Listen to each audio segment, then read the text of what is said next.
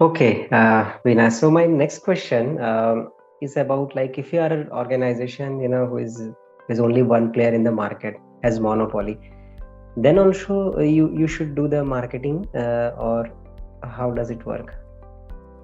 Of course, if you are in a monopoly business, you have that hold on to the market where you are the only player. So you have customers' eye already on you.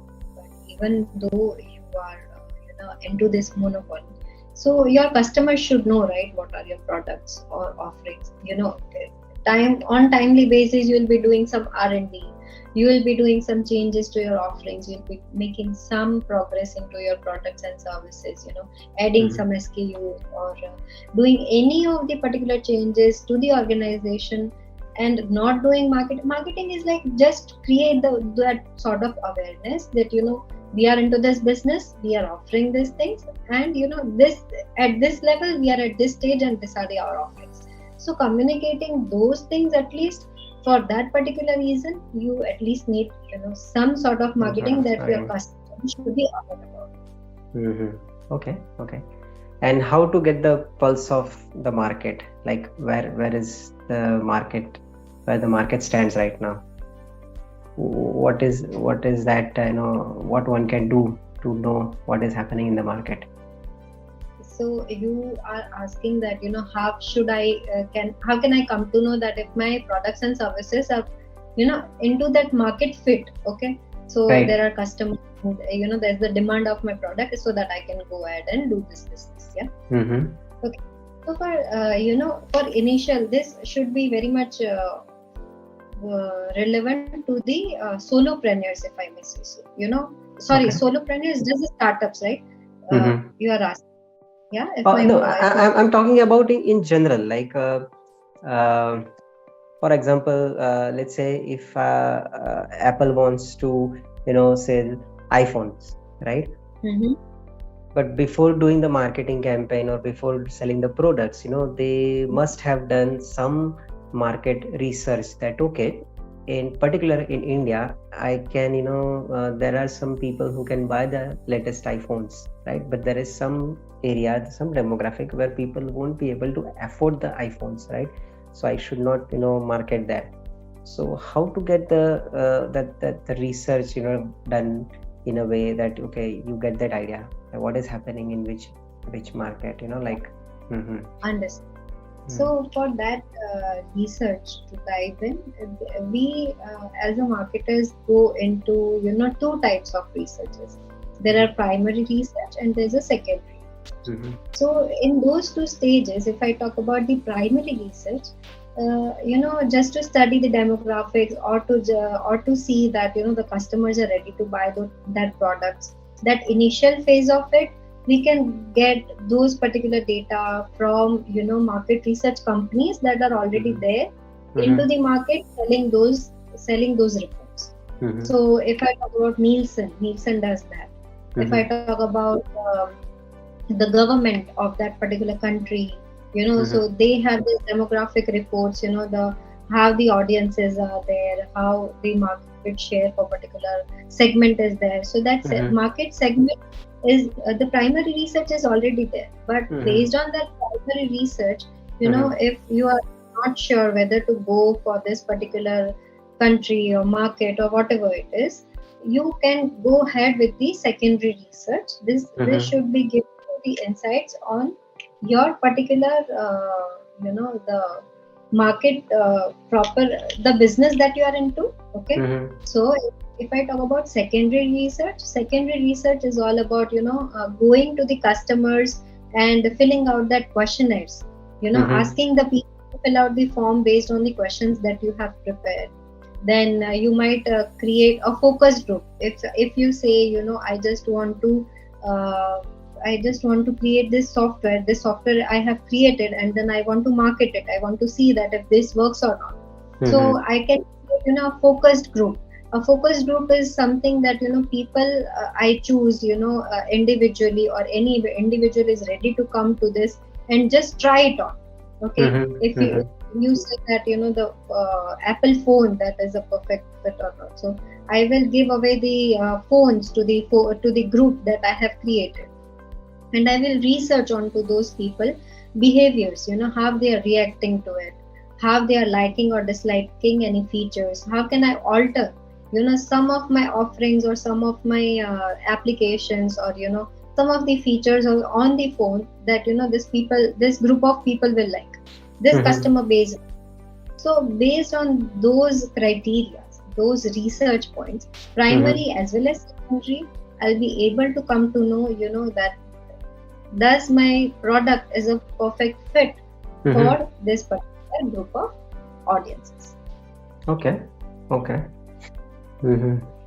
There are Okay. many, many, many sort of researches, different types of researches. Even we have this psychometric tests. If I Mm-hmm. talk about even the way that we are gazing to certain products or certain, have this malls come up with the staging, shelving the products, so Mm-hmm. how can I see that this particular product needs to be in the first stake of the shelf, second Mm-hmm. stake of the shelf, or Mm-hmm. above it.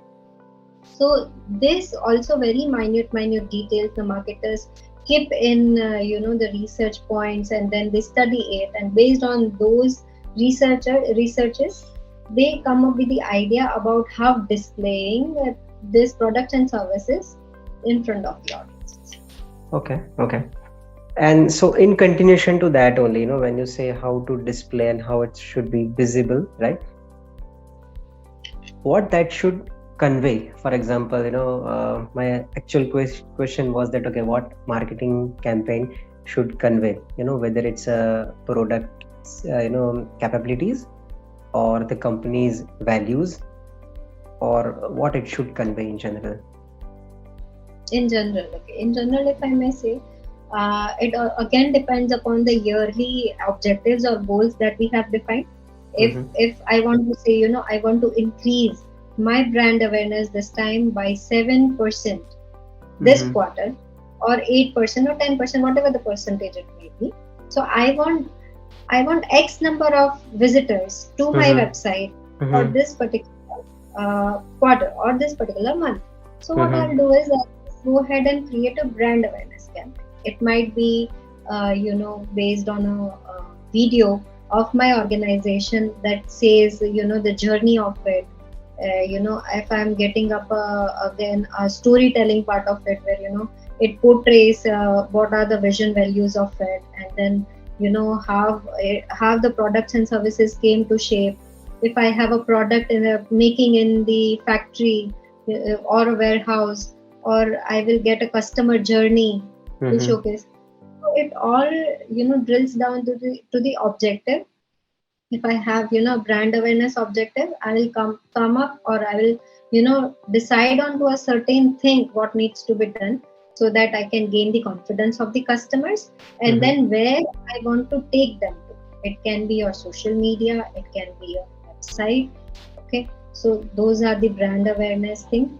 If you want to sell your products or services, you Mm-hmm. have definitely seen many of the advertisements, or the influencers showcasing the products and services on Instagram, talking about it. There will be customer testimonials, Mm-hmm. videos that could Mm-hmm. promote it. If you want to build trust of your customers, and if you want to showcase, that this many customers are taking Mm-hmm. have taken product, and these are the feedbacks of them. So Mm-hmm. all of these factors taken into account depends upon the objectives and goals of your the advertisement that you want to promote, or the the message you want to convey. Mm-hmm. So yeah, marketing should revolve around or everything and anything. The objective is defined by the I company was, or the organization. yes, I was going to ask you the same thing, that okay, because you talked multiple times that okay, whatever you are doing for marketing, any effort that you put in, it should be it should be inclined with what the goals that company has set for that particular Yes. year or whatever it is, right? So, Yeah. okay.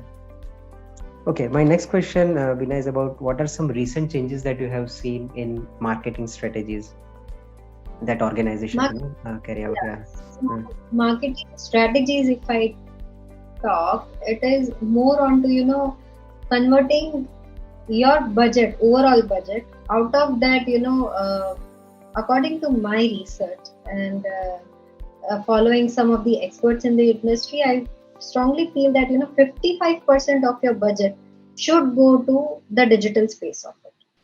Why? Because digital space is very much expanding, Mm-hmm. and there's lot much to do to the digital space, where you have your website, where you Mm-hmm. have your social medias, where you have your advocates, if I may say so. Mm-hmm. You have the influencers talking about you. You have the Google business page where the customer is giving you ratings, bad or good, or the search engine optimization, that is very much crucial. So for that also you need to spend something. Okay? Right. So when we talk about the budgeting, it all depends upon where you want to spend, but Mm-hmm. ultimately it's like taking a bigger picture into account and taking the digital space more into the consideration.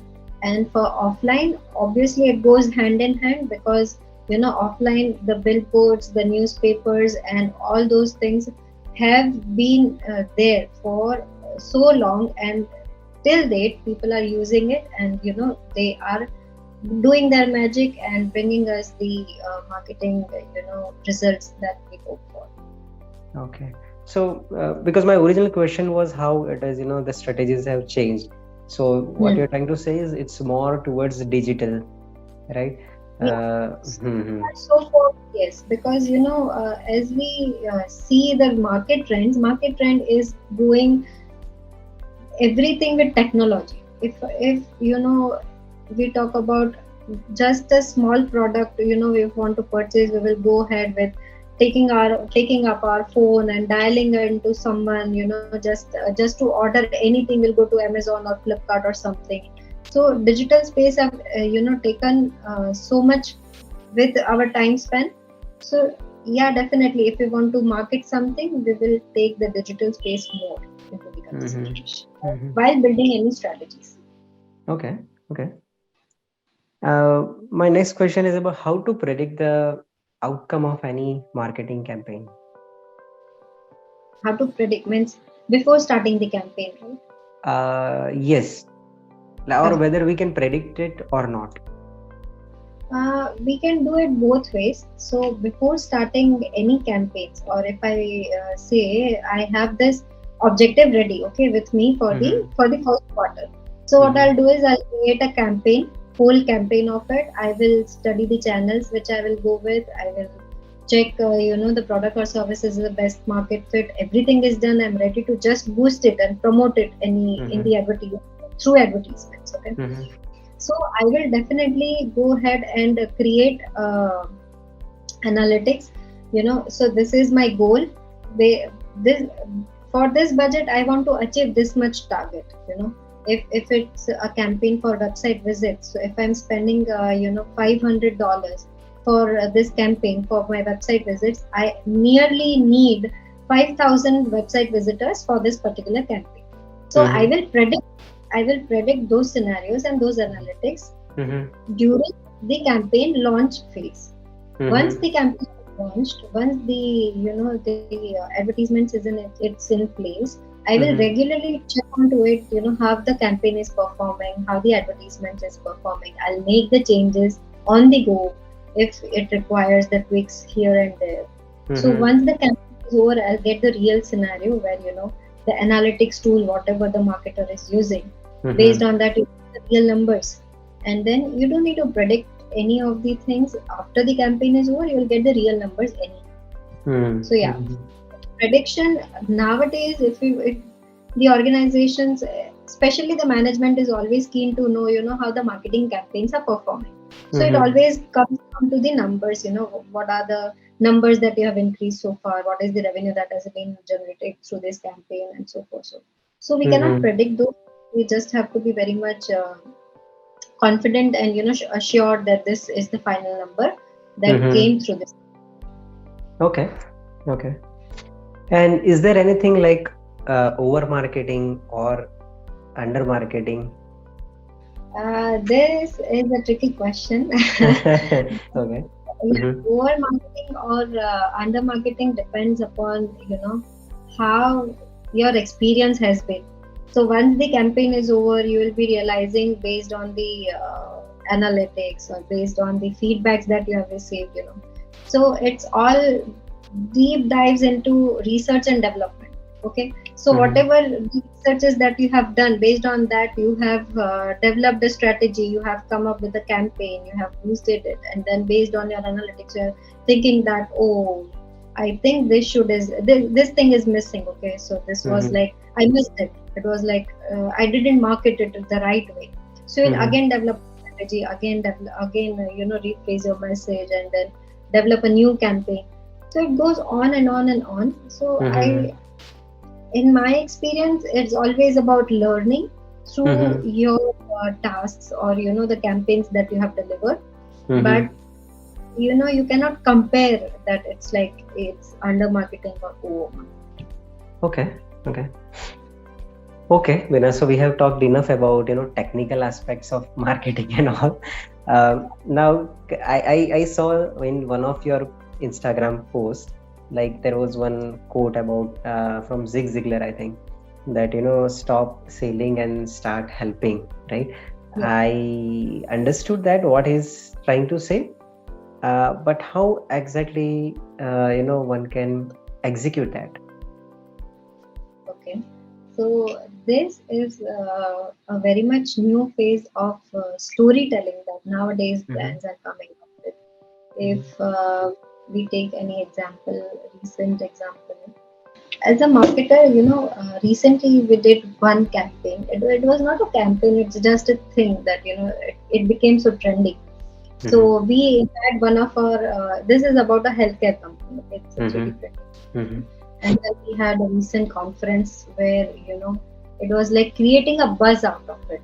How do I attract people to me? That how should I help them in a way? Mm-hmm. Mm-hmm. Stop selling and start helping. That's the quote that I'm talking about. So we don't want to. We were not aiming to sell anything, but we were there to launch a product that was going to help the surgeons to reduce the operative time. Okay, intraoperative time.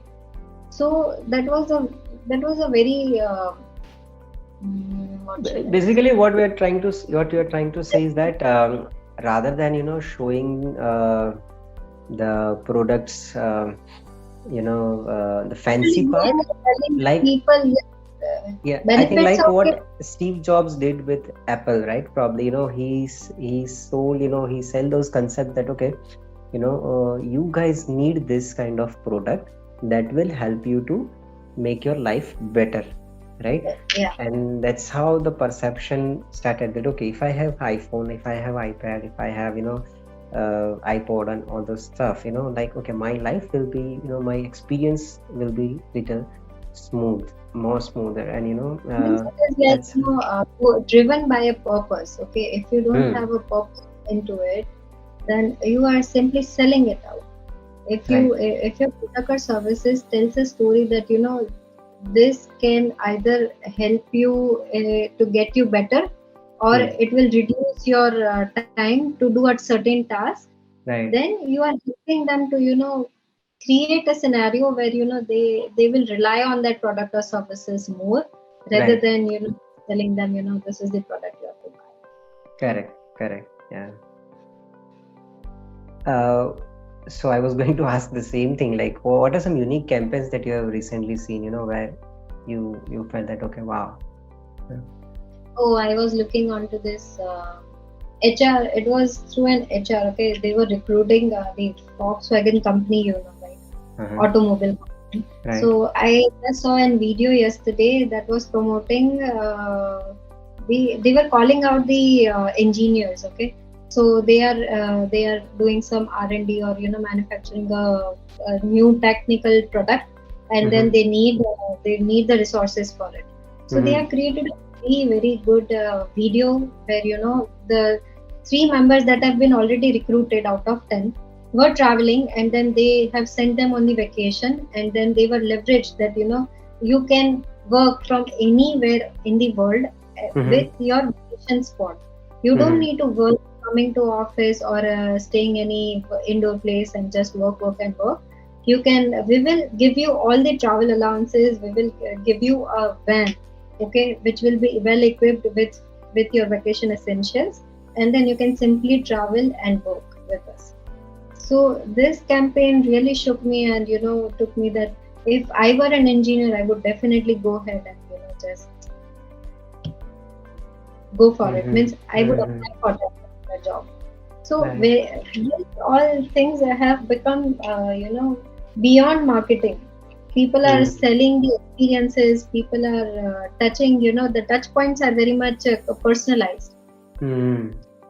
where Right. they know what you guys actually need. They will come up with a solution. They will promote it, and then bam, there you are. You just want that thing badly. So Right. all those experience building is now increasing day by day. This is not in my list of questions, but while you are saying, I just got, reminded of there is one video on YouTube where, Steve Jobs is discussing with his team, and, he talks about that, okay, we need to launch this Mac machine first time at this particular time of the year where the college students are going to use it. And so that reminds me that, okay, the timing of the product launch, right, the marketing, that also matters a lot, right? And probably you could talk about the 4 P's of marketing. I think that will fall into one of this Yeah, thing, right? that's the initial stage of anything, while defining a product or service. But Mm, to launch it on the right time at the right place is also very important. mm, right, yeah. So all right, okay. And what is the best way to get customers' attention? I think you covered it in different ways in some of your answers, but what's the best way to, get anyone's attention? So the competition is growing at a rapid pace. I just want to tell that show up every time whenever Mm-hmm. it is necessary. I'm not telling every day, but on Mm-hmm. regular basis, you have to show up to your customers that you are still there. You are offering your products or services. You are helping them out in a certain way, and then you have to gain trust Mm-hmm. through any which ways, through influencers who may trust you, who have this sort of following, through campaigns, through real life stories.